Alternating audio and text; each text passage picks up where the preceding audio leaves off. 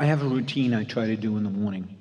I do 2 of your meditations, then I do focus wheels, 1 or 2, and then I try to write positive aspects or appreciation pages. I absolutely love the receptive mode. It is amazing. I've had days where it is just so wonderful. And so let's tell it like it is. Let's say that those processes that you are enjoying are for the deliciousness of experiencing the receptive mode, not to make something happen. I'm not doing this focus wheel in order to whip something into shape. This isn't the way that I instruct the universe on my behalf, because the universe has already been instructed on your behalf. That's what the vibrational reality is. And so these processes that you are enjoying, not doing in a disciplined way, not doing because if you don't do it you fall off the cliff, not doing it in order to prevent disaster of your usual thoughts, doing it for the pleasure of alignment, The fun. so practicing the receptive mode is all there is to it. Take the week off. We did. Isn't it? That's what it's all about, isn't it? Getting into the receptive mode. Absolutely. And can you tell when you are? Here's a good thing to contemplate. Is there any limit to your capacity to decipher the receptive mode? Is it unlimited? Absolutely. And have you ever gotten into a body of water that is too cold and then acclimated to it, or into a tub of water that is too hot and then acclimated to it? So what we are mean to say to you is that in many cases you've acclimated to your current practice capacity to receive. You just get used to it. But when you goose up your anticipation just a little bit, when you start thinking about what you now know about the power, the vastness, the intensity, and the momentum of your vibrational reality, and you start noting to yourself your ability, your practice at feeling good and being in the receptive mode, then you begin to anticipate with more consistency not the revelation of the path, because it's always being revealed to you, but your receptivity, your realization of the revelation of the path. And then, oh, sweet, sweet, sweet, sweet, sweet, sweet, sweet, it is.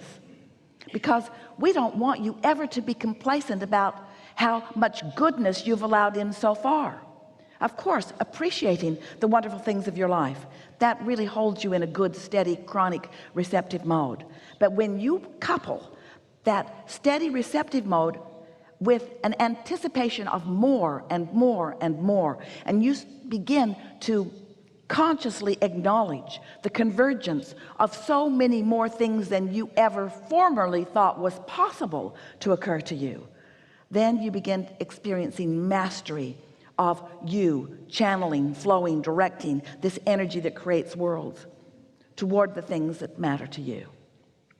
In the beginning, if you're not really good at holding yourself in a steady place of feeling good, it's better for you to be as general as you can be about the subjects that matter to you, because the more general you are, the more unlikely you are to introduce resistant snatches or resistant subjects or resistant trends of your practiced thought.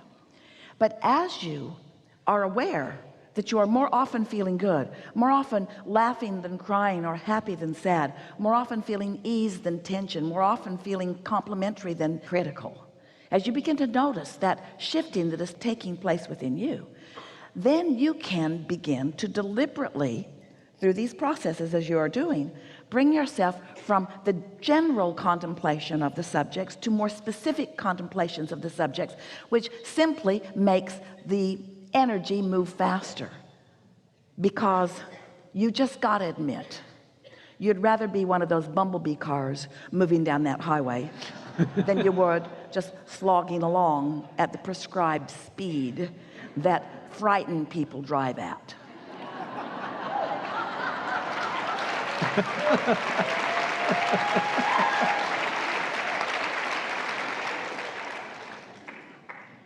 The receptive mode is just so amazing because you don't, lots of times Because it's a melding of your mind with the mind of your source, and that's really something.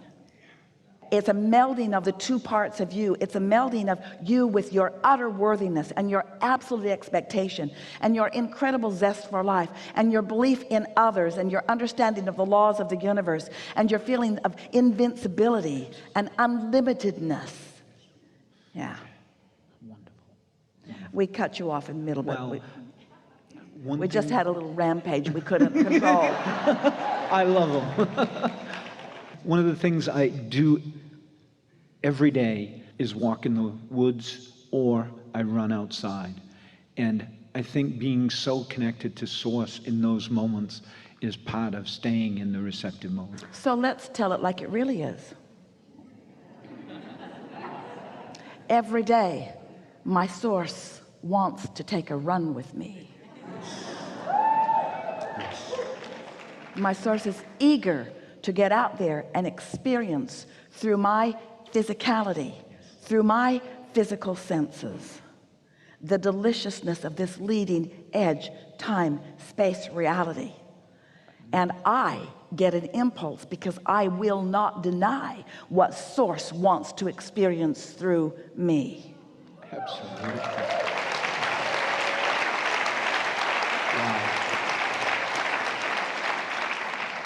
You think you're taking your dog for a walk when most of you know your dog takes you for a walk. Doesn't he? Yes. Isn't it the eagerness of your dog? He just looks at you like, now, now, now, now, now, now, now, now, now. How about now? How about now? How about now? How about now? How about now? How about now? How about now? How about now? How about now? How about now? How about now? How about now? How about now? Now, now, now, now. How about now? How about now? How about now? How about now? How about now? How about now?